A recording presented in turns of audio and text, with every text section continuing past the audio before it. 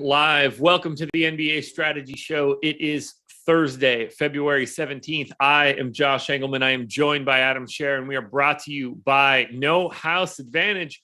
Final strategy show of the week. Final strategy show before the NBA All-Star break. We're not going to do this one again for another week, and I can't lie, I'm pretty excited about it.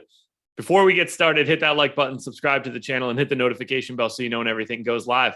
Adam, how'd it go last night? Not great. Just I thought it was a pretty frustrating slate. Guys that, like, popular players, clear good plays that I was really heavy on sucked, and then a bunch of low-owned guys that I was over the field on did really well, but it didn't matter because Trae Young sucked, and Clint Capella sucked, and Jalen Smith sucked. The Orlando-Atlanta blowout was pretty painful, so it wasn't a real good time. Well, no better time to get back at it than today, because you won't be able to do that again for a couple days.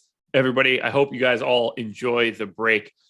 5-game slate. This one should be relatively easy to break down, relatively easy heading into the night, except for the fact that Houston and the Clippers play 2 hours after everybody else at 10:30, and that one is just going to be the late night disaster that I'm fully expecting.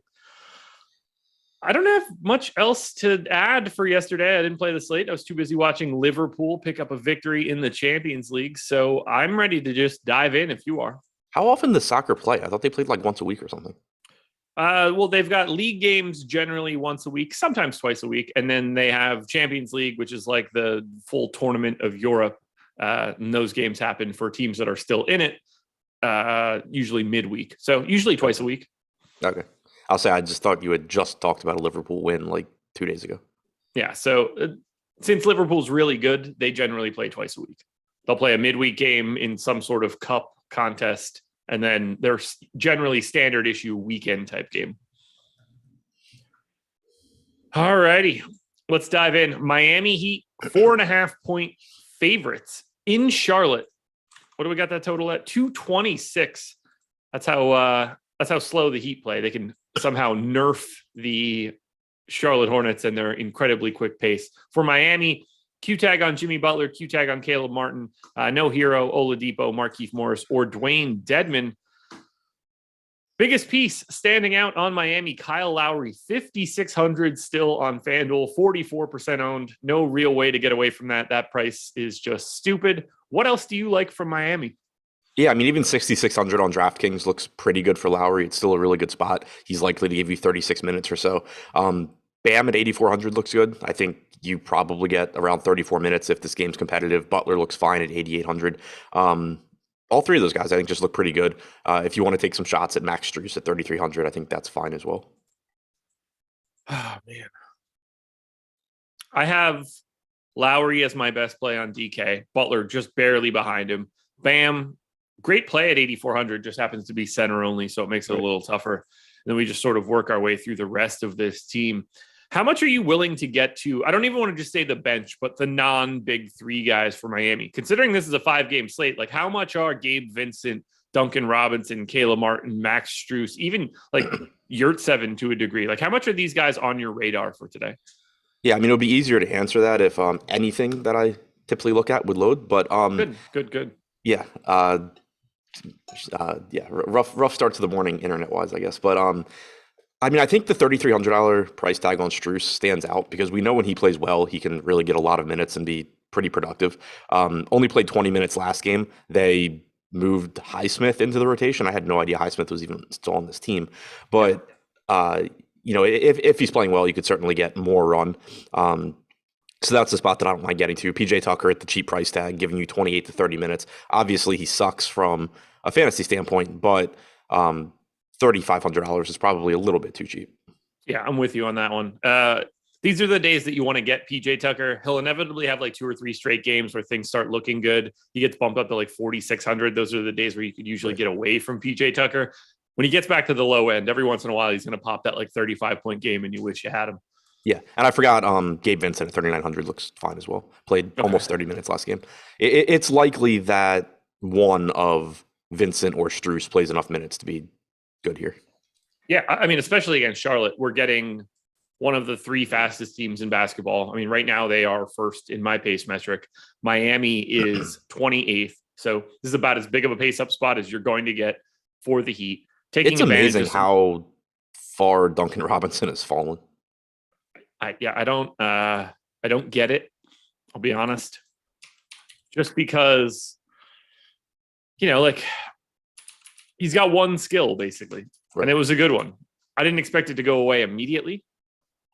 36% from three this season, which is still like good, but it makes him be not useful considering he was a 45% 3-point shooter in the year that he got the deal. I remember when the conversation was like, who's more valuable between Bertans and Duncan Robinson? Turns out the answer was neither of them. Yeah.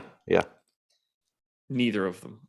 I mean, if you're shooting 45%, you're obviously great. If you're shooting 41% like you did last year, you're obviously in a good spot and still worth that money. 36% makes it a little bit tougher. Still above average usage though. Or above average true shooting. But somebody said team keep Adam out of soccer, so there's still an edge. That's one DFS sport that I feel pretty confident I'll never play because I've been told you have to actually understand the game a little bit. Kind of, yeah. There are pieces of it that don't naturally come out in projections. It's kind of weird. Yeah, so safe to say I will never be there. Anything else for Miami? No, I mean, I think it's basically like you have the big three, which are very obviously good plays, assuming Butler is in. And then you just have a bunch of cheap pieces. Like there's nothing wrong, especially if Martin is out. But even if he's back, he probably just takes Highsmith's minutes. There's nothing wrong with just throwing darts at some combination of Robinson, Vincent, Strus. It's obviously a very, very good matchup.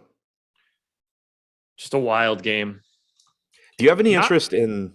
Go ahead. Do you have any interest in Yurtseven? Not really. I mean, it's the same sort of path that we're always talking about in this regard. Like he's a $3,200 center. He probably plays most, if not all, of the minutes that Bam Adebayo doesn't play, and would be likely the main benefit for any Bam foul trouble. But I don't have anything else to say other than that. Yeah, I was just kind of thinking because one, the matchup's great. Two, it's only a 5-gamer, and I mean 3,200. Like if Bam gets in any sort of foul trouble or blowout or anything, like you could just very easily get an 8x game from Yurtseven. Definitely. Do you know why that's the case? Because this is the perfect matchup, considering the Charlotte Hornets have no problem running multiple centers at the exact same time. Holy shit, they did it again, and they did it even more with JT Thor. We're going right back to Charlotte, obviously. Even though this is a massive pace down spot, we still get big minutes from Bridges, Rozier, Ball, PJ Washington. Maybe not big minutes from Kelly Oubre, although we could have that discussion. They're just playing Montrezl Harrell and Mason Plumlee a lot together. And in this last game, I don't know if Bouknight was hurt or not. Feel free to correct me here, but he did not play, and they went to JT Thor again. I don't get it. I have no idea. Did not expect to see that happen again, but it did. And it's not even like, I mean, Minnesota does have Vanderbilt and Towns, so you can kind of see it, like, I guess. But no, yeah, just I mean, from like you can see it from like the sense where like, oh, they play two bigs, we can play two bigs, but like the two bigs that Charlotte have don't seem like they should work together. They're only guys that are fives to me that never should have power forward eligibility in anything. Right, exactly. Like it's totally different when you're talking about one of your bigs being Karl Anthony Towns, who's going to just go hang out at the 3-point line and basically be a stretch four, and Vanderbilt can hang out around the rim. When it's Montrezl Harrell and Mason Plumlee, like, yes, Plumlee's a good passer, but neither of them can do anything away from the basket. Like if Montrezl Harrell takes a mid-range jump shot, but like when he was on the Wizards, anytime he would take a mid-range jump shot, like if the shot clock was winding down or something, the commentators would like have to make a point that, holy shit, Montrezl Harrell just took a shot.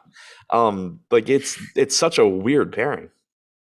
So here's where I'm at right now. I gave Harrell, Plumlee, and PJ Washington 28 minutes apiece. Shrug. Yeah, I don't. Sure.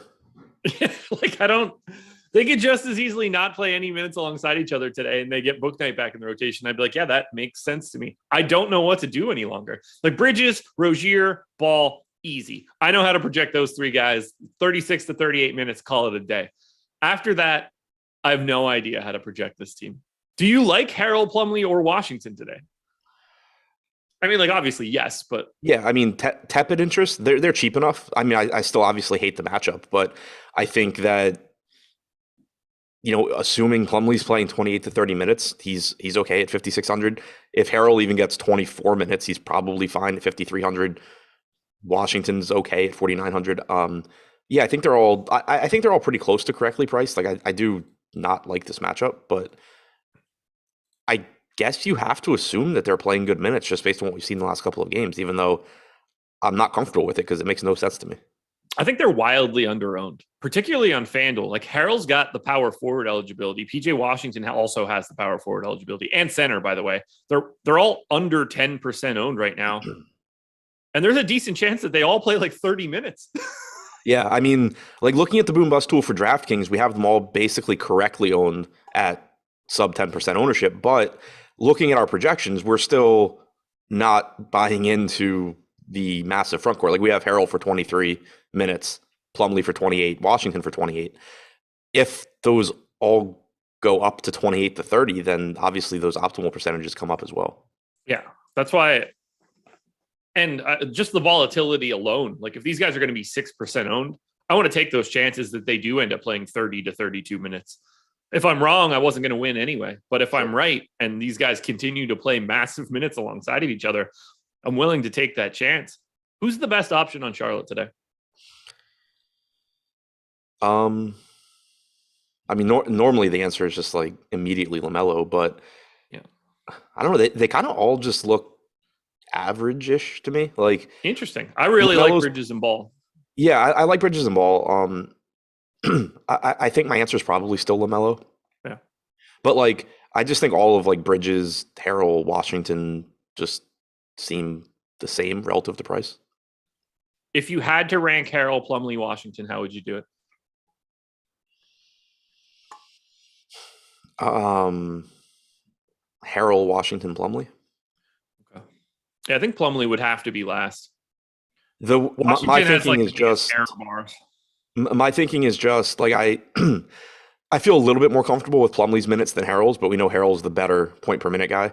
Washington's the cheapest and has the power forward eligibility. What do we make of Kelly Oubre's minutes? I mean, his rates go up coming off the bench, which is nice, but I just have no confidence in those minutes. Yeah, not enough to offset losing 8 minutes. Right, yeah. It's not like the salary came down at all either. Doesn't really matter to me if they play JT Thor, James Bouknight, or both guys. I'm not playing either one of them. Someone said max 1 on those 3. I don't hate that. On a 5-gamer, I probably wouldn't set it. I'd probably just go 2 of 3. Yeah. You could make a case to still just go max 1 of Harrell Plumlee, because then at least you're leaving yourself an out where you don't have to have them play a bunch of minutes alongside each other. You could also just get the good Harrell game or the good Plumlee game. Yeah, I think PJ Washington is different in this spot because of the power forward eligibility. Like I'd be okay with having PJ Washington plus one of them. Right. I don't know if I would want Harrell Plumlee because that seems like the least likely combo to always happen. But what the hell do we know right now? Yeah. I think I would go max 1 of Plumlee Harrell. Yeah, but you don't have to. I mean, because again, like if they run the exact same rotation they've run the last couple of games, there's no reason to be max 1 of Harrell Plumlee. I kind of like that rule just because it at least somewhat hedges. Like if I'm already gonna give more than 48 minutes to those two, I'm gonna be getting to them. I kind of think I would still rather them not be in the same lineup. Absolutely. Just a weird game in general, man. I don't know. I can't even wrap my head around the Charlotte team. I hope they get healthy. I don't know what the hell they're going to do when they do, though. Like if Gordon Hayward's back, does this ultimately end in Harrell and Plumlee just splitting that center time? I would think so. And PJ Washington just starts playing like 15 minutes a game? Yeah. Or, I mean, not necessarily. They could just, I mean, I think they kick the Thor / Bouknight piece out of the rotation. Sure. So, like, Washington gets those minutes, plus the backup minutes. Crazy. Well, we also don't have Martin, remember? So. Oh, right, yeah. Like, somebody's about to take a pretty nice haircut, or they. I don't know. I don't even know if Martin's in the rotation, honestly. I mean, Charlotte he was kind of being phased out prior to the injury, if I remember correctly. I thought there were a couple of games where he was down to like 12 minutes or something. He played 2 games where he played 16, but they were bookended by 39.5 and 35 at full strength. So Yeah, who maybe not. knows? Interesting team. Absolutely interesting team. Still, Very can't, weird. still can't believe that how the trade deadline went. Like I would not have predicted add a front court guy and keep PJ Washington. I thought it was lose PJ Washington, but Yeah. All righty. Well, let's talk a little bit about the schedule for the rest of the day. We have the Fan Up show coming up at noon, MMA strategy show at 1 p.m., NHL strategy at 2.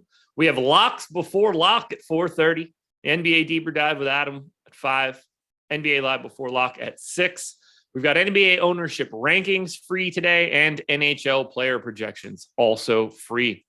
We move it on to Adam's Washington Wizards 4-point dogs in Brooklyn against, well, I don't know, the remnants of the Brooklyn Nets.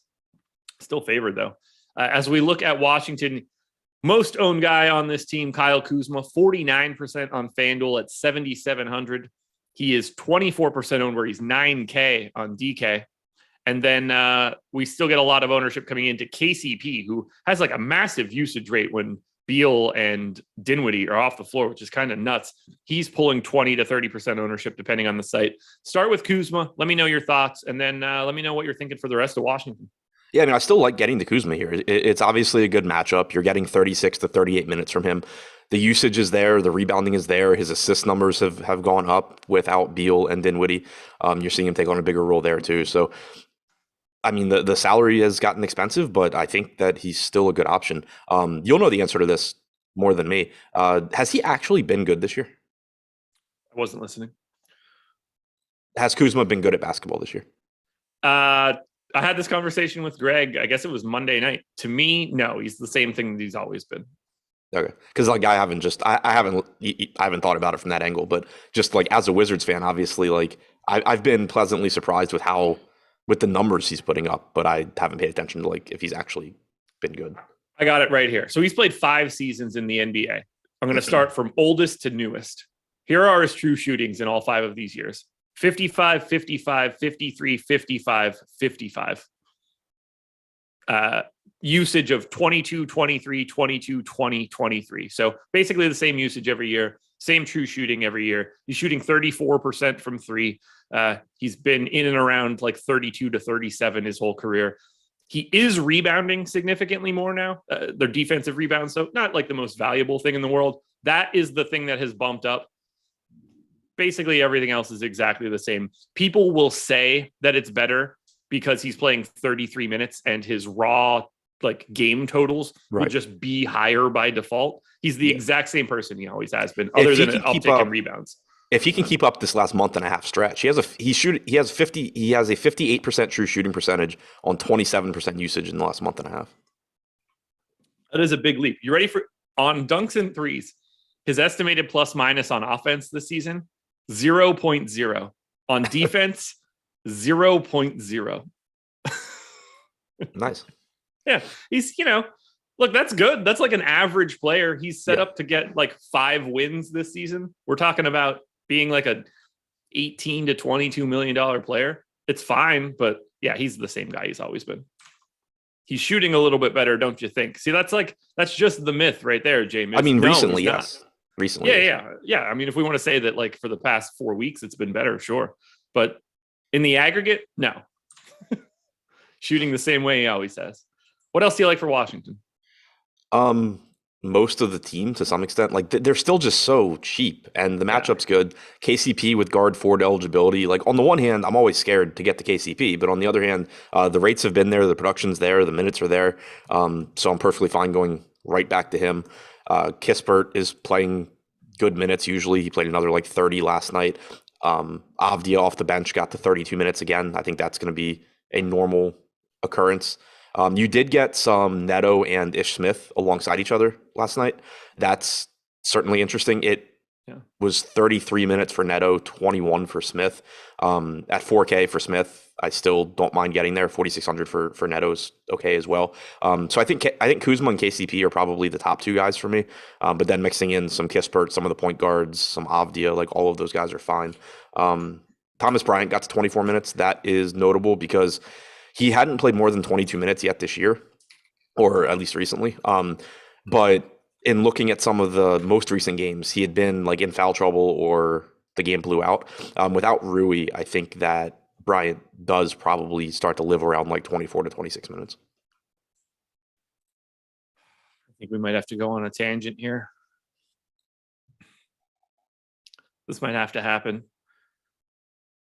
Cats fan, it's fine. If you're not a true shooting guy, you're wrong, but that's okay. Pat J, can someone name one player who made an All-Star or Hall of Fame because of true shooting? Look, just because you don't understand what you're saying doesn't mean you're right. Wait, can someone name one player who made an All-Star team because they're good all at of shooting? them. Is what you just asked. Yeah, pretty much all of them. I mean, I guess you can probably name one like bad shooter, but Sure. yeah, usually basketball players that are efficient at scoring are the ones that are good.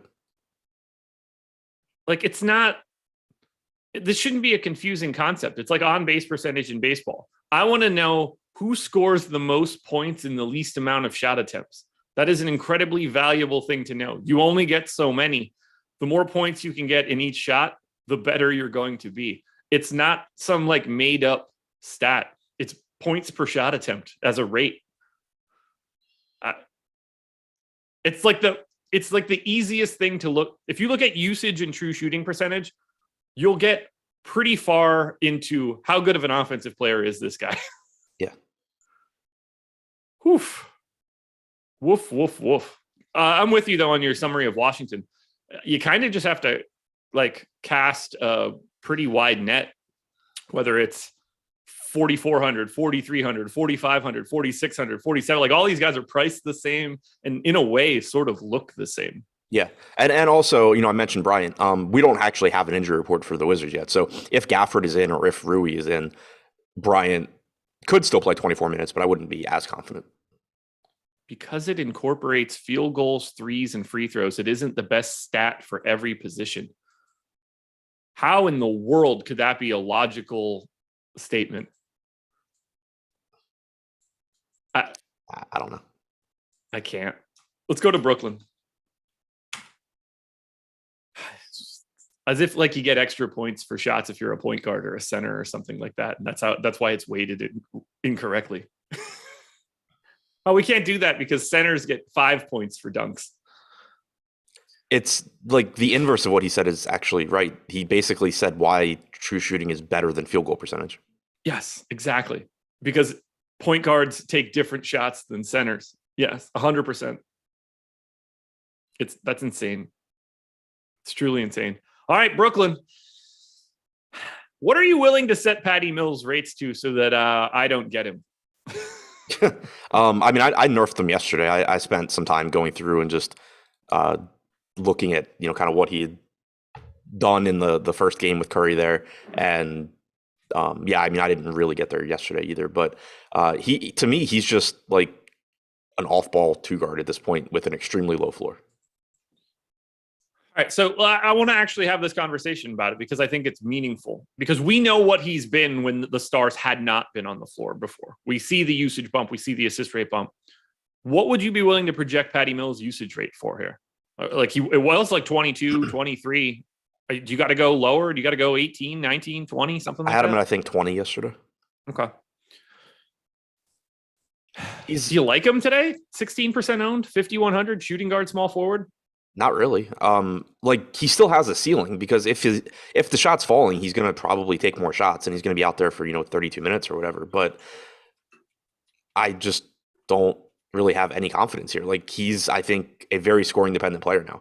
In the 2 games since Curry came over, Patty Mills in 34.8 minutes per game is averaging 5.5 potential assists per game. Seth Curry is at 10.5. Bruce Brown is at 9. James Johnson is ahead of Patty Mills at 6.5 in only 26 minutes per game. He's just not being used in the same way. Like part of the reason his production was so high without those guys on the floor is that he had like a 23% assist percentage. If he's not going to be remotely close to that, you lose any semblance of floor and you're just getting a guy that, needs to shoot his way to a good game, which he certainly can. But it's pretty risky.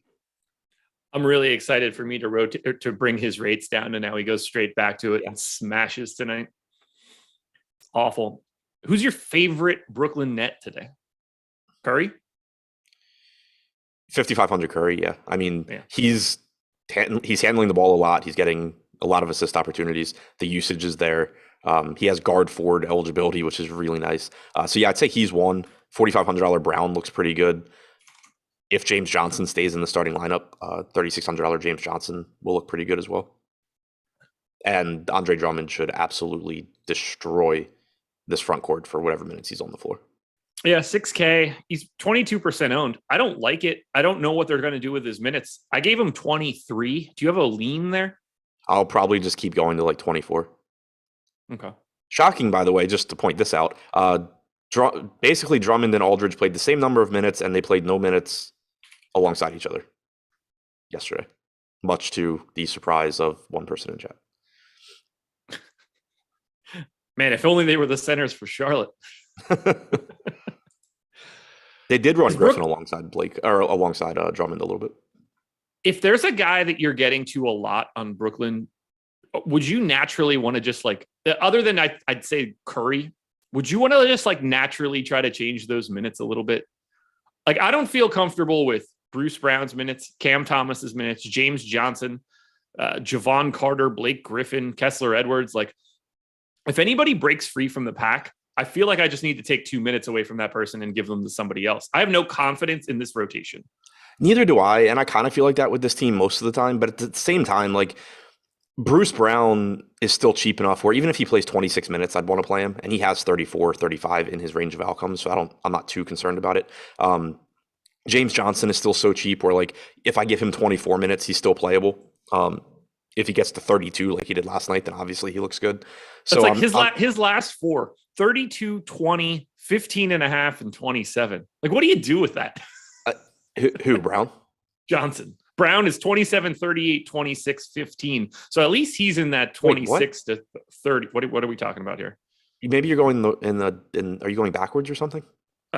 Most recent to least recent? Okay. So yeah, like Brown played 27 yesterday, Johnson played 32. Yeah, I feel a little bit safer about Brown, although when I start to feel safe about him, he goes and plays 14 or something dumb. James Johnson is the one where it's just like, I don't know what to set his minutes to. I think it depends if he starts. It's true. If he comes off the bench, I think it's like 20 to 24. If he starts, I think it's like 28. That's fair. Yeah, I went 26, so that feels like a really good spot for right now. Yeah, I mean, mostly for me, it's just Brooklyn is still so underpriced that there's not a whole lot of risk. I mean, even with Patty Mills, when you asked, if I liked him, you have to like him to some extent at 5,100. I'm just saying, like, I don't like the type of player he is on this team right now. But he's still underpriced. Like, yeah. And that's why he's getting some ownership. Curry's cheap. Brown is so cheap that it's really difficult for him to like really suck at that price. The only guy here that I think is priced at a point where it could go really poorly is Cam Thomas. Sure. 5,800. No ownership though, 5%. It can also go really well. I gave him 28 minutes. I like him a lot more than that current ownership at 28 minutes, but who the hell knows? Like, I think I like Cam Thomas as a GPP play the most of anybody here on Brooklyn if I want to, like, if I'm trying to get above the field on something. Scary team. Maybe that's Bruce Brown at 14%. I mean, this game is just an absolute dumpster fire of basketball players that are relevant in DFS. Yeah. How much Drummond do you think you get to? Is he just a guy today? I mean, he's like 20. We're projected for about 20%. That seems about right. Yeah, that seems about right to me. We have him with 20% chance of being optimal. It's just like on a per minute basis, he should be absolutely fantastic here. On a side note, if LaMarcus Aldridge were to rest today, I think you give a couple extra minutes to Drummond as well. Do you? Or do they just play Day'Ron Sharpe and Nick Claxton? Yeah, you still have Griffin, Sharpe, and Claxton. Yeah. Like, shit. You could tell me LaMarcus Aldridge sits tonight for rest and Drummond plays less. It's like, they went to 16, 16, and 16 for Sharpe, Claxton, and Drummond. It's like, of course they did. Unbelievable. All righty. Anything else for Brooklyn? Yeah, there's going to be so many missed shots in this game and putbacks for Drummond. And yeah, I just think he absolutely smashes for whatever minutes he's out there. Yeah, I mean, 23 minutes, and I've got him at 13 rebounds. Yeah. Just every time there's a shot taken while he's on the floor, he's probably gobbling that bad boy up. Let's go to Dallas. This might be the worst game on the slate. Mavs are 3-point favorites in New Orleans, 215 total. And as we look at Dallas, we don't totally know what's going on here, but Reggie Bullock questionable, Ntilikina questionable, Trey Burke questionable. I put Bullock in. We did not get big minutes out of Dinwiddie or Bertans in that first game. 23 for Dinwiddie, just 13 for Bertans. Luka is 40% owned on FanDuel, 28 on DraftKings. Dorian Finney-Smith and Jalen Brunson, the other guys pulling any ownership. How do you see Dallas today? Because I don't think they look all that great. Yeah, I mean, Luka obviously is always a good option, but 12-4, you're paying for it as well. Outside of that, I don't really see a ton. Again, right now, assuming that like Bullock is in, if he's out, then I think it probably opens up more minutes for Kleba. Kleba came off the bench in the first half, started the second half, ended up playing 35 minutes. So that's potentially somewhere that I would want to get to. But yeah, I mean, $6,400 Brunson, I think still looks okay. He played 39 minutes. I expect him to, be around 35, 36 on average. So I don't mind getting there. Obviously, if you can get to Luka, that's good. But beyond that, I don't really see a whole lot that I like here. And of course, Davis Bertans, 75% true shooting in his first game with Dallas. Just needed to get out of Washington. I mean, can you give me a real stat? I'm not sure. I'm not familiar with this. That's not good for 3-point shooting fours. So I can't really listen to this. Can we talk about Luka being 12-4 on DK? That is massive. 28% owned too. I can't see myself getting to that much Luka today. I mean, there's a lot of value. Like we just talked about an entire game where like every player is sub 5,500 and playing big minutes. We're also about to talk about Joel Embiid and Giannis Antetokounmpo in a better game, I believe.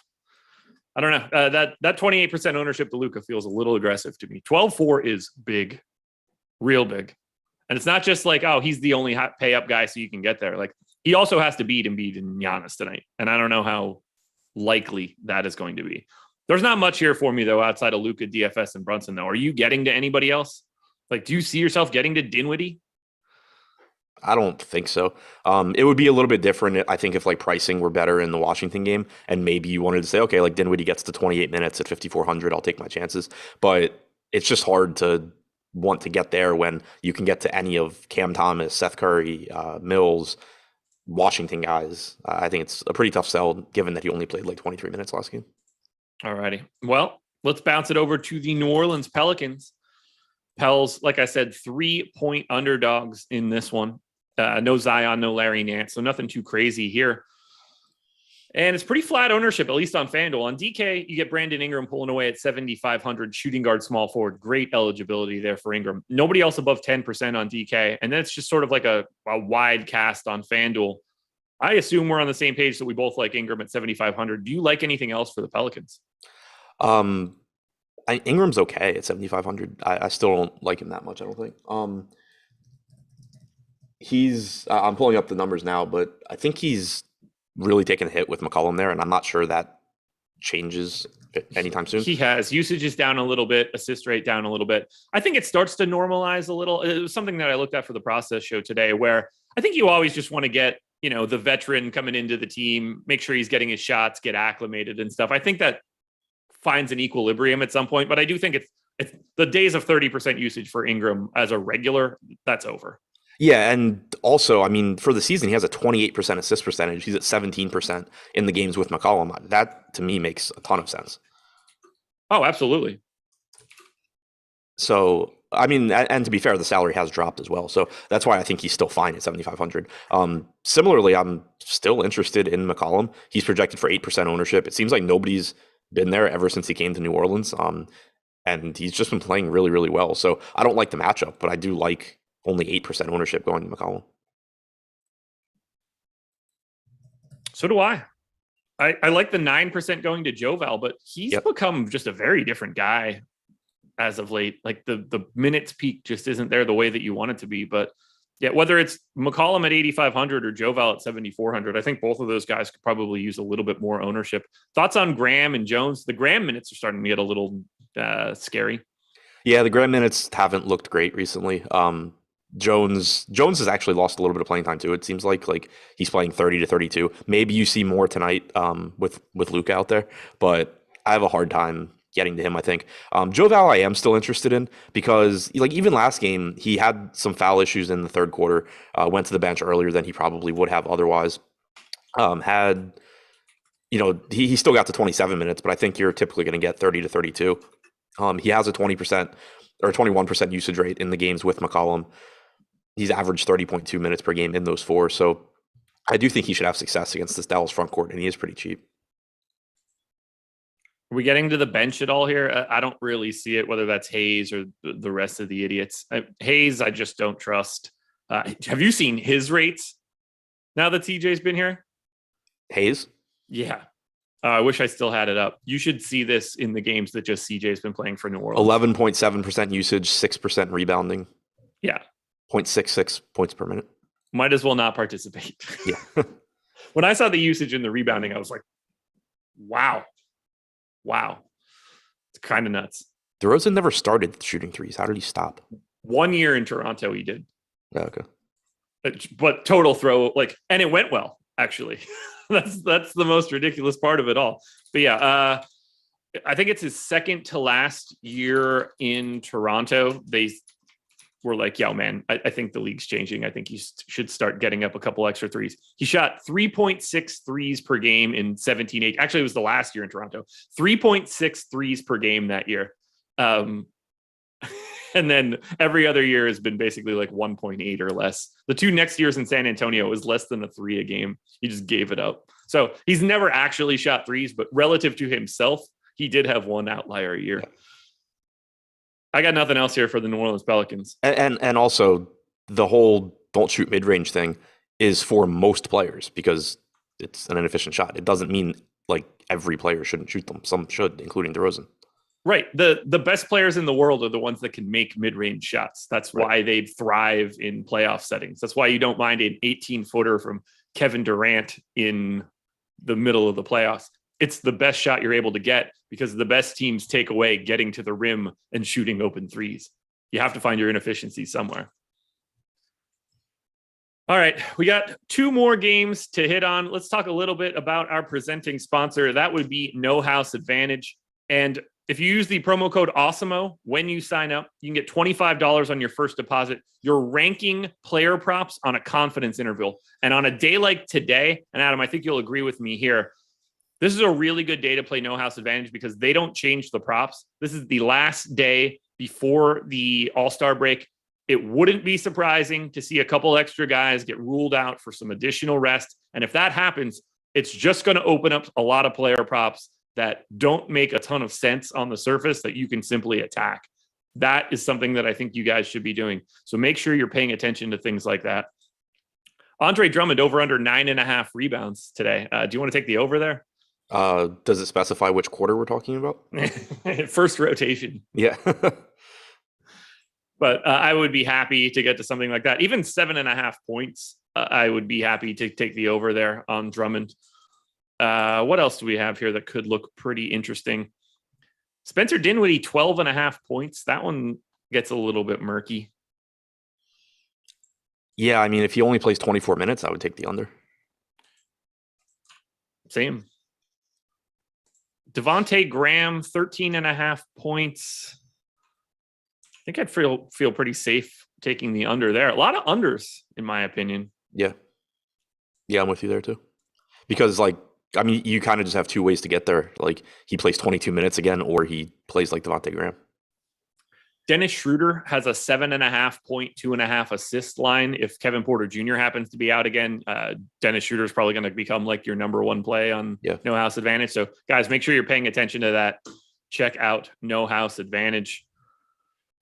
All righty. Moving it on. Philadelphia 76ers, 6.5 point dogs in Milwaukee, 223 total for the Sixers. Obviously, no James Harden just yet. No Jaden Springer either, which doesn't matter. 35% owned Embiid on FanDuel, 26% Embiid on DraftKings.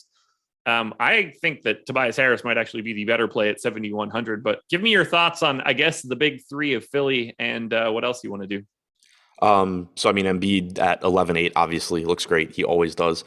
Likely to be a competitive game, which is nice. Obviously when you're talking about either one of these teams, there's blowout risk, but likely to be a competitive game. And Embiid clearly has been playing out of his mind recently. He's $600 less expensive than Luka as well. He is center eligible, but not the biggest deal on this slate. I think Harris looks fine at 7,100 too. Those are, I think, pretty clearly the top two guys for me. Yeah. Yeah, I think we're on the same page there. Clearly, I'll still get to Maxey at 6,300. Of course you will. Yes, I will. I don't think it's crazy, No, especially on a 5-gamer. Yeah, but the minutes are down. The minutes are down. And I don't think that I get to anything else from Philadelphia. Yeah, I mean, it's always Thibault. Right, I was going to say it's kind of tempting to just rotate through their wings when they're all sub 4K. Thibault at 3,700, Green's at 31, Yang's at 32. They're in a matchup where one of those guys is somewhat likely to just start banging 3-pointers.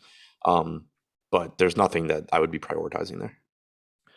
Kevin Cutler with the super chat that says, see next message, please. He said, love all you do, need help. Tried getting Jones out of lineups once Morant in, took him out of my player pool and put 0%, 0 points. Still got him in late swap lines. Yes, before he locked. Thoughts? Some of your other settings were not allowing you. I assume you had player caps. That's usually the issue of why guys stay in lineups after late swapping. That won't just take them out. If they can't fix your lineup, it won't. Yeah. Whenever you have that issue, like if you're late swapping and you start getting the like caution sign or whatever they use that tells you that your lineup didn't change and it's lineups that should have been changing, just start removing settings. Like it can be something, it can be in your groups. Like if you have groups active from games that are locked, it'll screw it up. It can be, that you have salary cap issues. Yeah, that your salary cap is wrong, that your exposure caps. Just minimum start deleting floors for fantasy points is another one that I've seen get you a lot.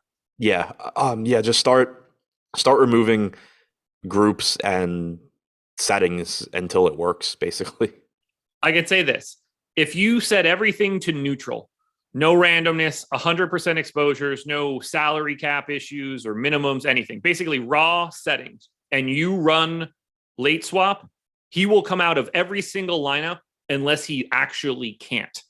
Yeah. And that, if it's just the case where like there's no other $3,100 guys to use, then obviously he's not going anywhere. But like there's just not another point guard that can go into that lineup. Like obviously this example is not going to work because you're always going to be able to swap Morant to Jones no matter what. Other settings will stop that from happening though. Sorry about that one too. Yeah, I've been there before. I've done it so many times where I still maintain those lineups too. Like I don't even notice it or think about it. I just assume it's going to get fixed. I've mostly removed that problem, but every once in a while it's like, oh, cool, I kept 3%. Yep. It's not fun. Definitely need like a bigger flag. On that note too, one thing you can do, like, because that'll get me where, like, let's say Morant is ruled out or something. So like I take him out and reswap everything, but then you'll get like 2% because it couldn't change those lineups for whatever reason. I'll just upload my new crunch and then redo late swaps and like just go to the Morant lineups and then just like remove every single setting and just say like I don't really care, just get him out of there. Yep. Same. And I realized that I just said that entire example differently. Like last night would have actually been hard trying to go from Jones to Morant. The opposite way, obviously much easier. Josh of Los Angeles said, please cast a winning spell on me. You think if I could cast spells, I'd be casting them on you, man? First of all, I'd be casting those winning spells on me. Second of all, I would never be on this show. Third of all, I'd be able to fly and teleport and do all sorts of crazy shit. I'd be like the most famous person on the planet. I wouldn't just be doing this show, being like, would you want to be the most famous person on the planet? No, but I would be. I'd be like Hancock. I think it's Hancock. Whatever Will Smith put out too. I don't know which one's I Am Legend and which one's Hancock, but one of those things, he was just like an alien that could do crazy shit and was just like an alcoholic because he didn't want to do it. I'm in for that. You're doing a show for the All-Star game, right? I am. Yeah. Is that a question or are you? Somebody said, please, can we get a show for the All-Star game? Laffy and I are doing the deeper dive. I don't know who's on after that. All right. I just know it's not me. Yeah. Anything else for Philly? Nope. We go to Milwaukee. Short-handed team for today, sort of. We've got doubtful tag on Grayson Allen, no George Hill, no Pat Connaughton, no Brooke Lopez. Looks like Wes Matthews is in. They have signed DeAndre Bembry and Javonte Smart. I put Bembry in here, but I think the most important thing is, how do you feel about Drew, Chris Middleton, Bobby Portis, and Giannis Antetokounmpo? Pretty much the same way I always do. It's nice, again, that this is likely to be a competitive game. You can, expect Giannis to play a couple more minutes than normal, given that. Drew at 7,600 still looks fine. I like Portis at 6,700. It seems like nobody ever plays him anymore, but if he can avoid foul trouble, he's still likely to give you 30 to 32 minutes. He's over a point per minute guy. So I think he looks pretty good as well. And then as far as value goes, looking to Ibaka, looking to Jordan Nwora, especially if we get word that like Smart and Bembry are not available, they would be pretty shorthanded. Last game, you got 26 minutes from Nwora. He was in the closing lineup alongside Ibaka, Holiday, Middleton, and Giannis. So no Portis out there. Ibaka played 24 minutes last game. Portis played 28. So you got a few minutes next to each other. Any Wigington? He's another one that I think depends on if the other guys are available, because 28 minutes at a very cheap price tag at 3,500 is certainly somewhat interesting. But if you get Bembry or Smart in the rotation, I assume Wigginton's minutes are the first ones to go. Well, Pat J gets the award for dumbest person in our chat. Spells Giannis Yanus, so we can start there. Is not a good player, right, Josh? Because his true shooting's worse than Kuzma. 63% true shooting for Giannis Antetokounmpo, 89th percentile. It's been 64, 62, and 65 the past 4 years.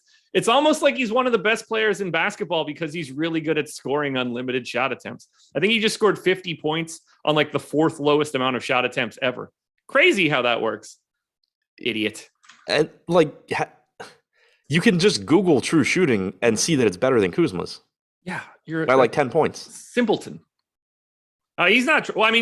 He's trolling, but not the way that he thinks he is. This started as a troll the right way, and now has no idea what he's saying. Simple. All right, rank the studs. We've talked about them now. Giannis, Luka, Joel Embiid. How do you feel about those top three guys? I lean Giannis because of the position. Like, he has two of them, which is obviously nice. I think Giannis, Embiid, Luka, but really, I think ownership plays the biggest role. Embiid Luka the highest owned guy in this group, and I think they look relatively Embiid's similar. But on DraftKings, do we run ownership again? I had it at 27.5 for Luka, 26 for Embiid. We have Embiid 29, Luka 24. And we got another run of ownership. Giannis 18. Yeah, 48 minutes ago. So basically, right, the moment our show started, it ran again. Yeah, so either that's fine with me. But if those numbers hold, I probably just go like Giannis, and then Giannis the most, and then even on Embiid and Luka probably. Like, I like Giannis the most even without the ownership. The ownership just makes it so that's going to be a guaranteed answer. Yeah, and the thing, even with a 5-game slate, you still just have opportunity cost at center. You have Zubats against Houston, you have Bam, you have Drummond, you have the Charlotte guys. So obviously that's hurting Embiid a bit. Goody with the super chat that says, seems like we can get 2 out of 3 studs on DraftKings. Thoughts? They add up to 71% ownership, so it seems like the prevailing wisdom is at best 1. I can't imagine getting to 2 with any sort of regularity. If you put in Luka and Giannis, you have 4,250 per position. I think you can make that work, but I don't know how often you'll want to. Right. Yeah. Oh, yeah. Can you build that lineup? I think you can build pretty good. It's certainly not the prevailing structure today. Yeah.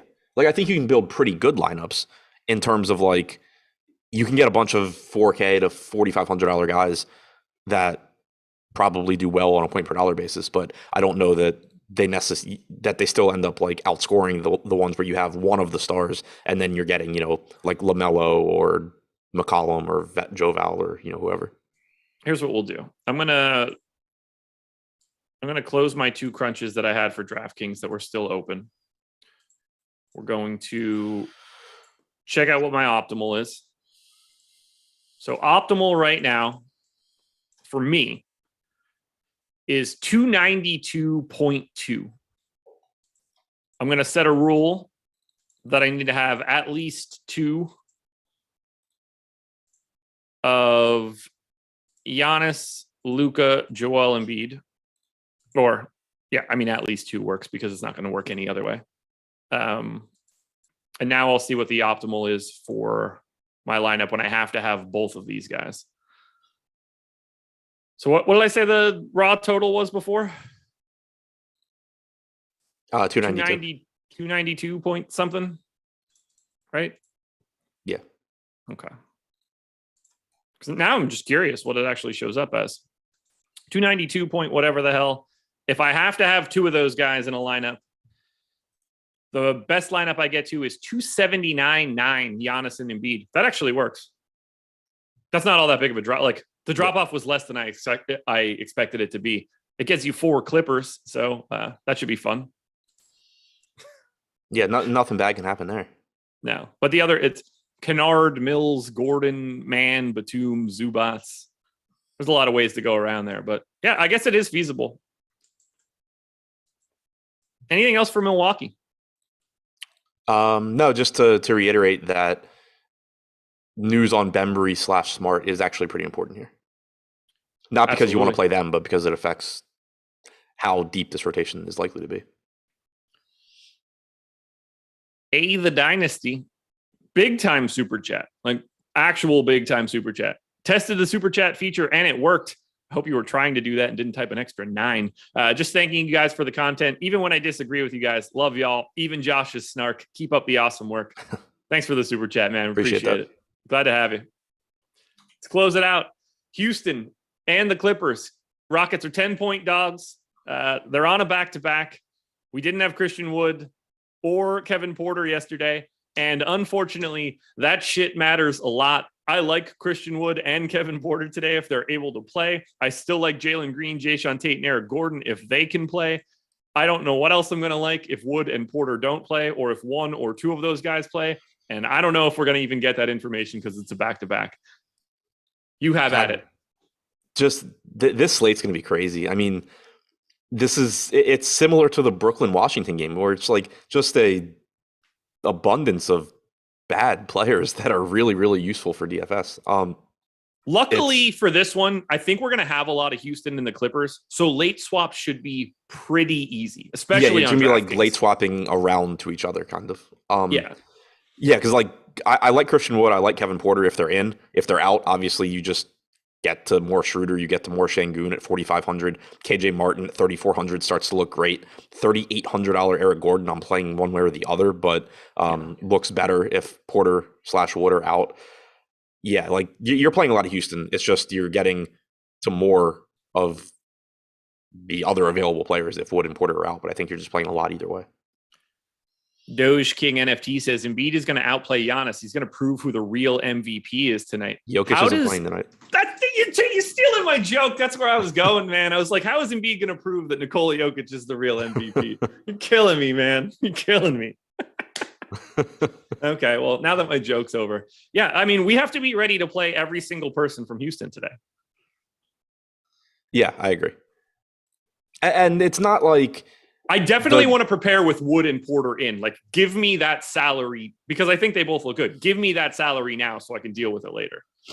Yeah, I agree with that. And it's not like you're not going to get to these cheaper pieces if they're in. Like, Tate at 5,100 still looks okay. Gordon at 3,800, Green at 4,700. Those guys are all still playable. I think where they really impact you is like, you're not going to want to get to Dennis Schroeder, I don't think, if Porter is in. No. You're not going to want to get to like KJ Martin and Şengün, most likely, if Wood is in. But if he's out, then those guys all just become top plays. But the other starters are cheap enough where you're getting there one way or the other, I think. I agree. So pay attention. Hopefully we get a little bit of this news in the afternoon when they actually have to put their injury report out. But otherwise, be prepared. You're going to have to late swap. Possible conspiracy theory, too. What a coincidence that the 2 guys who basically quit on the team mid-game are suddenly sick going into the All-Star break. Well, at least it's not all that bad on the Clippers side, who have everybody available. Reggie Jackson is 40% owned across both sites. Terrence Mann, Marcus Morris, Nick Batum, Zubats, Coffee, and Luke Kennard are all 15 to 25% owned on DraftKings. So it seems like we're basically just rostering all of the Clippers too. Yeah, I think Reggie Jackson looks great. Right now we have him as the highest owned player on DraftKings. I have no real issue with that. We know that the usage rate and production just goes up without Paul George. Obviously no Norman Powell to cut into that. So you're back to just getting a bunch of minutes from Reggie Jackson and a bunch of production from Reggie Jackson in a really good spot. Zubats coming off of a game where he played 32 minutes at his price tag. Even if he plays 24 to 26, he's fine. And obviously you can get more. Ibaka being gone has been beneficial for his playing time. You haven't really seen Hartenstein play more minutes. You're seeing Zubats get more, so that's good. Morris is going to look fine. Batum looks fine. Man looks good. Kennard played 24 minutes last game. You're just getting tons and tons of this game, I think. Yeah. And this is why it's not all that bad that it's at 10:30. You're going to have a ton of options because you're going to have a bunch of Rockets and Clippers by default. It's annoying that it's at 10:30 because it means you're going to need to be around at like 10 o'clock, but it's not going to be difficult to late swap. Like you're not going to have a lot of lineups where you're just like locked out and you're like, oh, I can't make the moves that I want to make because you're just going to have multiple spots from this game. It's exceptional. And also terrifying. Yeah. It's inconvenient because it's going to cut into my bar activities, but from a lineup standpoint, it's fine. Well, I think you'll be all right with Friday and Saturday having no responsibilities whatsoever. So yeah, I think I'll live. Can we talk about Terrence Mann for a second before we get out of here? We have him at 17% ownership. He's shooting guard, small forward, 5,100. This is the guy that like breaks things. He's like my new Tyrese Maxey.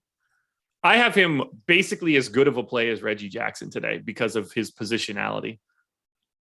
I don't know what to do with him. I'm getting like 2x the field already, which means that I'm going to get like 8x the field eventually.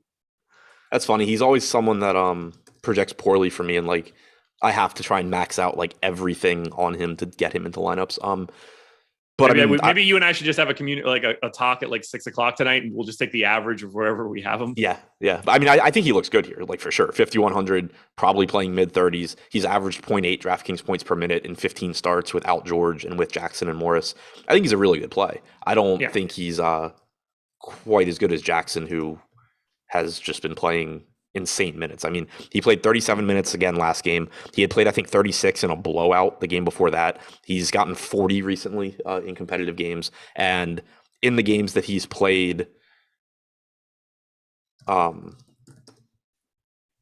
the 25 games he's played this season without George and with Morris, he's at 1.01 DraftKings points per minute, 29% usage, 26% assist percentage.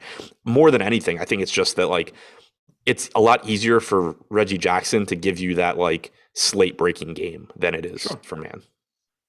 So I have Mann at 32.5 fantasy points in 34 minutes. Maybe the 34 minutes is a little high. I mean, it doesn't have to be a little high. It just could be. So maybe that's part of the issue. I only gave Reggie Jackson 35. I should probably go to 36 or 37 there, and it'll be closer. But I've got Terrence Mann, 32.6 fantasy points in 34 minutes. Does 0.96 feel crazy to you?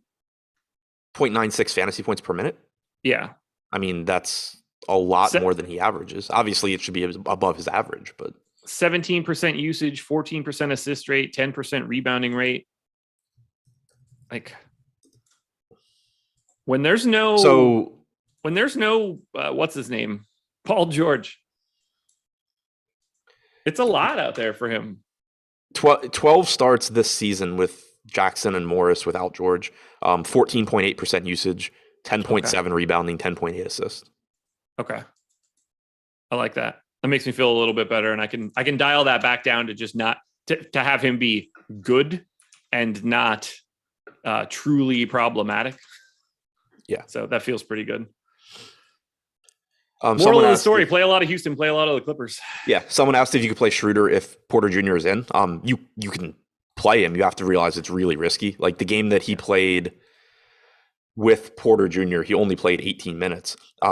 There's no guarantee that plays out again, though. Like you could just get him to 24 minutes or something and he looks okay. So there's still a path. Like he's cheap enough and a good enough fantasy producer where there's a ceiling there, but you could also just see like 18 minutes.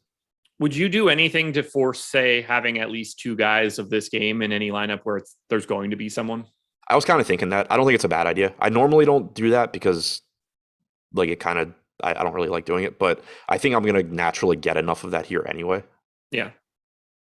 I don't think it'll matter, and I think I'll have those guys in there too. So I'll check it too, just in case. Like if I make a bunch and all of a sudden I see that I have one in most of it, that'll be not something that I want.